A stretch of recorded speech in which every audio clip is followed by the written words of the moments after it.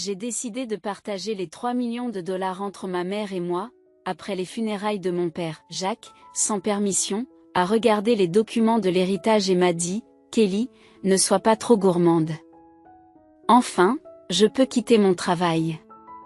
Je dois remercier ce vieil homme à la fille. » Le vieil homme à la fille, vous parlez de mon père ?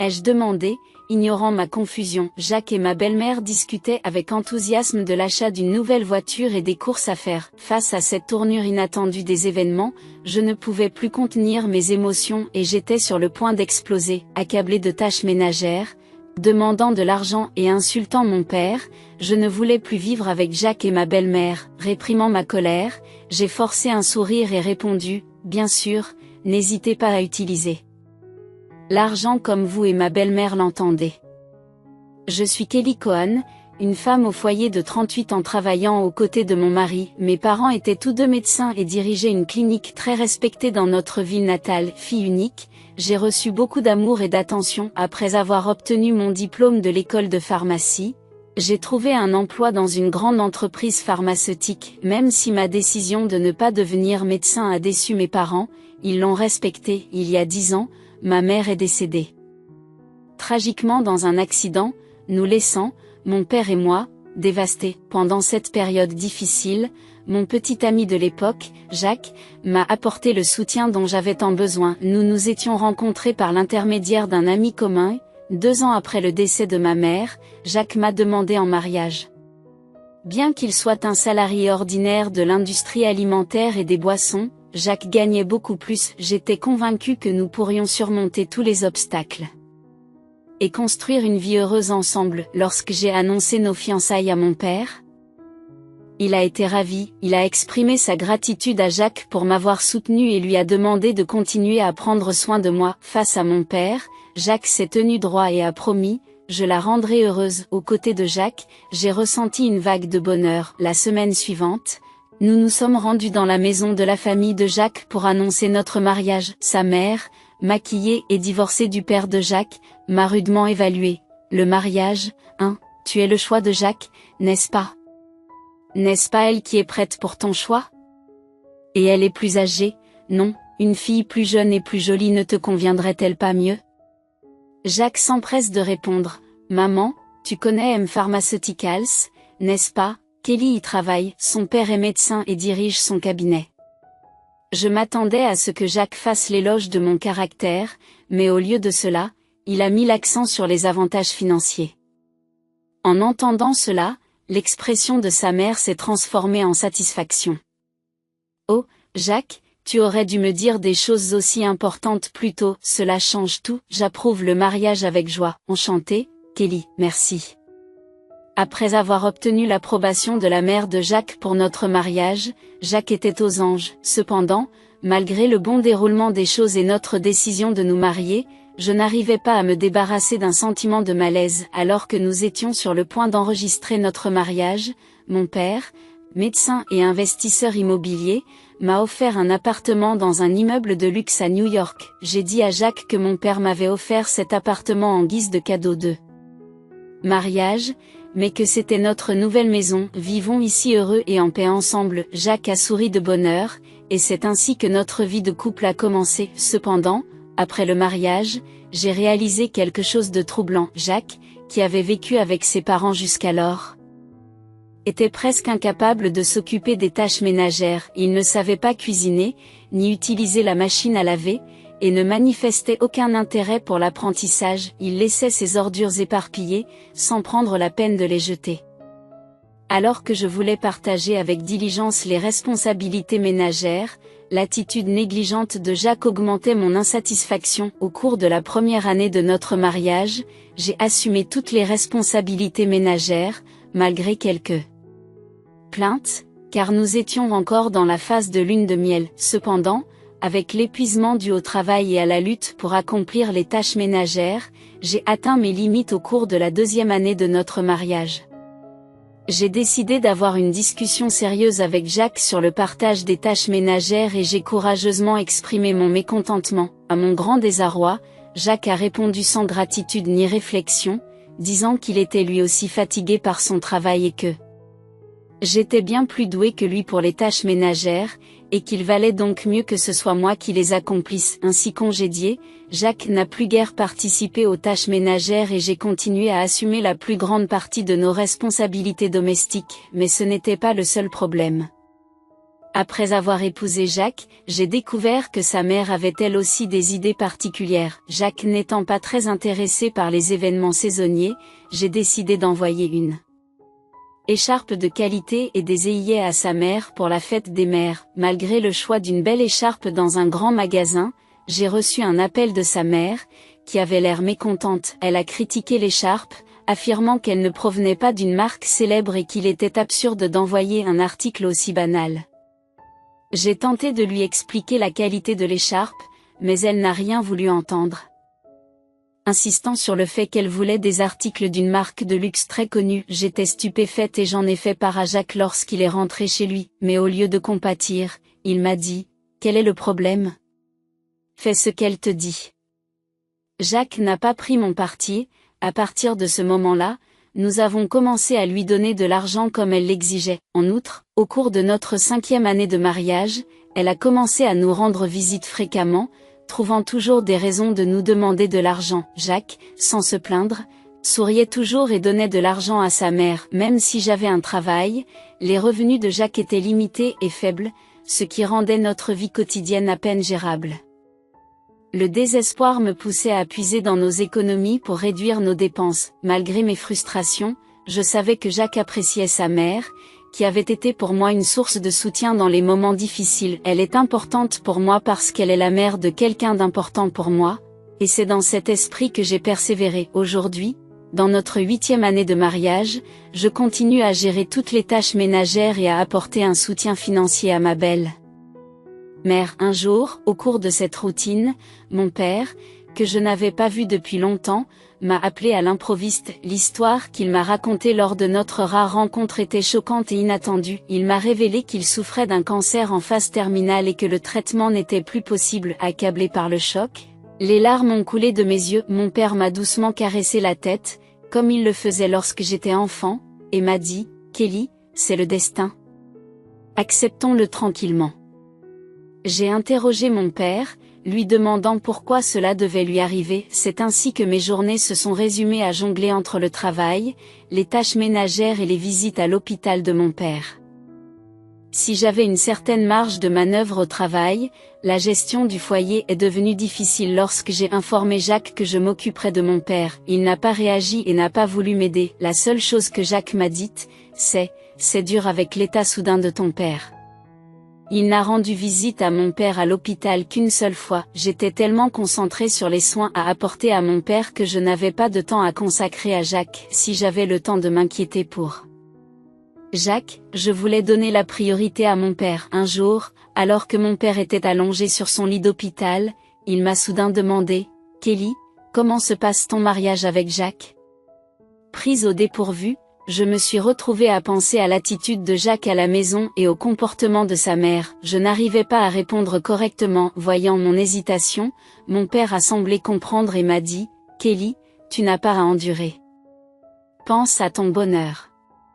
Ne t'inquiète pas, tu n'auras plus de difficultés après mon départ. » Je n'ai pas pu retenir mes larmes et j'ai pleuré, et mon père m'a tenu la main silencieusement et fermement. 3 mois plus tard, le moment inévitable est arrivé, mon père est décédé sans bruit. Submergé par un immense chagrin, j'ai commencé à organiser les funérailles. Jacques, cependant, ne s'est pas intéressé à mon chagrin et ne m'a pas aidé dans les préparatifs. Malgré cela, j'étais trop préoccupée par l'organisation des funérailles pour prêter attention à Jacques. De nombreux amis et connaissances ont assisté à l'enterrement de mon père, ce qui en a fait un adieu sincère. Même l'indifférent Jacques et sa mère étaient présents. Le lendemain des funérailles, j'ai reçu un appel d'un avocat concernant l'héritage de mon père. J'ai pris rendez-vous avec l'avocat et j'ai écouté ses explications. Les informations étaient toutes nouvelles et assez surprenantes. Après déduction des impôts tels que les droits de succession, le patrimoine de mon père s'élevait à plus de 3 millions de dollars. Il avait non seulement gagné de l'argent en tant que médecin, mais il avait aussi fait des investissements immobiliers, laissant derrière lui une telle fortune, dont j'étais la seule fille à hériter. Remplie de surprise et de gratitude, Mais nerveuse à l'idée de gérer une telle somme d'argent, j'ai entamé la procédure d'héritage. De retour chez moi, j'ai étalé sur mon bureau les documents que j'avais reçus de l'avocat. En les lisant, je me suis sentie épuisée et j'ai fini par m'assoupir sur le canapé pendant quelques instants. Lorsque je me suis réveillée, j'ai entendu au loin les voix joyeuses de Jacques et de sa mère, Jacques et sa mère aussi. « Quand es-tu venu ?» ai-je demandé. Alors que je parlais, Jacques s'est approché de moi avec un sourire radieux et m'a dit « Oui, Kelly, bien joué. » Troublé par sa soudaine excitation, j'ai remarqué les documents que Jacques tenait dans sa main. Il s'agissait des documents relatifs à l'héritage que j'avais reçu de l'avocat. « Attendez, ne les lisez pas sans rien demander », ai-je dit, choquée et en colère contre Jacques pour avoir regardé les documents sans permission. Cependant, ma belle-mère, indifférente, s'est réjouie. « Waouh, un héritage de 3 millions de dollars. N'est-ce pas incroyable ? Nous pouvons maintenant vivre confortablement jusqu'à la fin de nos jours. » J'étais confus et ne comprenais pas pourquoi ma belle-mère avait soudainement dit cela. Puis Jacques est devenu sérieux et a continué. « Au fait, à propos de ces 3 millions de dollars. J'ai décidé qu'ils seraient partagés entre ma mère et moi. » Cette conversation a eu lieu juste après les funérailles de mon père. Jacques, qui avait regardé les documents relatifs à l'héritage que j'étais censé recevoir sans autorisation, m'a dit « Kelly, ne sois pas trop gourmande. Oh, maintenant je peux enfin quitter mon travail, je dois remercier ce vieil homme à la fille. » Le vieil homme à la fille, tu parles de mon père ? Je l'ai accidentellement dit à voix haute. Eh bien, de toute façon, procédons au processus d'héritage et versons l'argent sur notre compte commun dès que possible. Ignorant ma confusion face à cette soudaine tournure des événements, Jacques et ma belle-mère parlaient avec enthousiasme de l'achat d'une nouvelle voiture. À ce moment-là, je n'ai pas pu retenir mes émotions plus longtemps. J'étais sur le point d'exploser, j'étais débordée par les tâches ménagères, j'ai demandé de l'argent et j'ai insulté mon père. Luttant pour contenir ma colère, j'ai répondu par un sourire forcé, « Bien sûr, utilisez l'argent, vous et ma belle-mère, comme vous le souhaitez. » En entendant cela, ma belle-mère, apparemment satisfaite, a fait remarquer joyeusement, « C'est ça l'esprit, Kelly, je suis d'accord. Maintenant, assure-toi de travailler dur et de gagner de l'argent. Je ne veux pas que nos économies diminuent, alors travaille bien. » J'ai simplement hoché la tête et fait semblant d'écouter ces paroles égocentriques. Plus tard, Jacques et ma belle-mère ont commencé à se comporter comme s'ils avaient perdu la tête, dépensant l'argent de manière extravagante. Jacques a rapidement quitté son emploi et ma belle-mère a pratiquement emménagé, restant constamment avec nous. Ils partaient le matin et revenaient avec des articles de marque de luxe qu'ils avaient achetés à prix d'or. Le restaurant 3 étoiles que nous avons visité aujourd'hui n'était pas aussi impressionnant que je l'avais prévu. Oui, c'était un peu décevant pour nous, les sophistiqués. Ils conversaient comme s'ils étaient des célébrités fortunées, tout en me laissant toutes les tâches ménagères comme si j'étais une domestique. Jacques semblait croire que l'héritage de mon père arriverait bientôt. Il a négligemment retiré de l'argent de notre compte commun, ce qui a entraîné une diminution rapide de mon épargne de 100 000 $ lorsque j'ai protesté contre leurs dépenses excessives. Jacques s'est contenté de rire en disant « De quoi parles-tu ? Les 3 millions de dollars ne sont-ils pas pour bientôt ?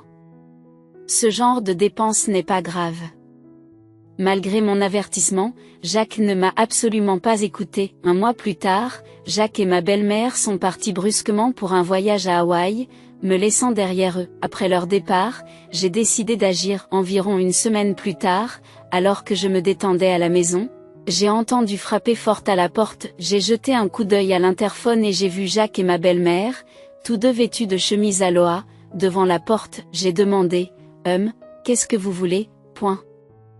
J'ai demandé à air calmement et froidement, mais Jacques a crié avec colère « De quoi parlez-vous ? Pourquoi la porte ne s'ouvre-t-elle pas ?» Voyant que Jacques et ma belle-mère ne comprenaient pas pourquoi la porte ne s'ouvrait pas, j'ai répondu avec assurance par l'interphone « Eh bien, j'ai changé les serrures de la porte, alors bien sûr, elle ne s'ouvre pas. » Quoi ? Pourquoi ? Demande Jacques. Parlons-en calmement au café voisin. Allez-y, je vous rejoins tout de suite, ai-je suggéré. Jacques et sa mère, après avoir crié devant l'entrée, ont apparemment compris que c'était inutile et se sont rapidement dirigés vers le café. Après m'être assuré qu'ils étaient partis, je me suis rendu au café. En arrivant, j'ai vu Jacques et sa mère, qui étaient arrivés plus tôt, attendre dans un état de fureur. Et, de quoi s'agit-il? Tu as changé les serrures, donne-moi les nouvelles clés tout de suite. Je n'ai pas besoin de vous donner les nouvelles clés, vous devez tous les deux quitter cette maison, ai-je dit calmement à Jacques et à sa mère. Face à un Jacques visiblement en colère, j'ai présenté un papier. C'était une demande de divorce, j'avais déjà demandé le divorce. Vous voulez vraiment divorcer? Sa mère, tout aussi choquée et déconcertée, a demandé. Kelly, pourquoi en est-on arrivé là? J'ai parlé calmement aux deux femmes, qui étaient paniquées et troublées par tes dépenses excessives quotidiennes. Es-tu sûre que tes finances vont bien? Quel argent? Bien sûr que ça va, rétorque Jacques avec véhémence, crachant au passage. L'héritage de ton père arrive, n'est-ce pas? Il devrait encore y avoir plus de 50 000 $ sur notre compte commun. Écoute, je vais te montrer tout de suite. Jacques sortit son smartphone et ouvrit l'application bancaire pour vérifier le compte. À ce moment-là, son expression changea brusquement. Qu'est-ce que c'est que ça? Pourquoi l'argent a-t-il disparu? Je leur ai révélé la vérité alors qu'ils paniquaient, ne comprenant pas la situation. Bien sûr qu'il a disparu. Je divorce, j'ai transféré 50 000 $ sur mon compte dans le cadre du partage des biens. Que voulez-vous dire par là? Le visage de Jacques se transforme en colère pendant un instant, puis il sourit comme s'il se souvenait de quelque chose. Très bien, je vais divorcer, puis transférer l'héritage que tu as reçu de ton père tout de suite. Après tout, les biens acquis pendant le mariage sont partagés moitié-moitié lors d'un divorce. Il se peut que tu aies mal compris quelque chose, ai-je répondu. Pourquoi ne l'as-tu pas su? L'héritage que j'ai reçu, même si c'était pendant notre mariage, n'est pas pris en compte dans le partage des biens. Il y a eu un moment de silence entre nous, puis l'expression de Jacques et de sa mère a changé radicalement. Peut-être croyait-il vraiment qu'il recevrait une partie de mon héritage. Je suis restée bouche bée et n'ai pu que soupirer d'incrédulité. Non, ce n'est pas vrai, c'est impossible, dit-elle, le visage rougi par un mélange de déni et de colère. S'il vous plaît, vérifiez par vous-même, ai-je dit en me moquant. Jacques a commencé à faire des recherches frénétiques sur son smartphone. Selon cette loi, les biens hérités d'un parent par l'un des conjoints sont considérés comme des biens séparés et ne font pas l'objet d'un partage entre les conjoints. Lorsque la mère de Jacques a vu cela à l'écran, elle a été choquée. Jacques s'est alors approché de moi, me suppliant désespérément de ne pas divorcer parce qu'il n'avait pas d'économie et pas d'emploi. Face au plaidoyer de Jacques, je lui ai fermement dit d'assumer la responsabilité de ses actes et que je n'oublierai jamais la façon dont ils m'ont tout deux traités. Intimidés par mon attitude ferme, Jacques et sa mère ont reculé de peur, ce qui les a découragés. Plus tard, la procédure de divorce s'est déroulée sans problème et les 50 000 $ que j'avais transférés de notre compte commun ont été reconnus comme faisant partie du partage des biens matrimoniaux. Au bout d'un certain temps, j'ai pu aider Jacques et sa mère à quitter ma maison. Jacques, qui avait déjà dépensé tout l'argent provenant du partage des biens, s'est retrouvé sans argent. De plus, il était accablé par les factures du voyage à l'étranger et d'autres dépenses qu'il avait payées avec sa carte de crédit, ce qui l'a rapidement endetté. Jacques et sa mère ont dû s'endetter encore davantage pour faire face à ces paiements, et ils vivent désormais dans un appartement délabré, travaillant sans relâche chaque jour pour rembourser leurs dettes. Le changement radical par rapport à leur mode de vie luxueux a été un choc majeur pour eux. D'autre part, j'ai vendu un appartement que je partageais avec Jacques. J'ai ensuite emménagé dans l'appartement qui appartenait à mon père. Je continue à travailler comme avant, mais grâce à l'héritage que j'ai reçu de mon père, je mène une vie confortable sur le plan financier. Avec la gratitude envers mon défunt père dans mon cœur, je veux prendre un nouveau départ et chérir ma vie à venir. Je souhaite protéger mon bonheur et passer mes journées paisiblement.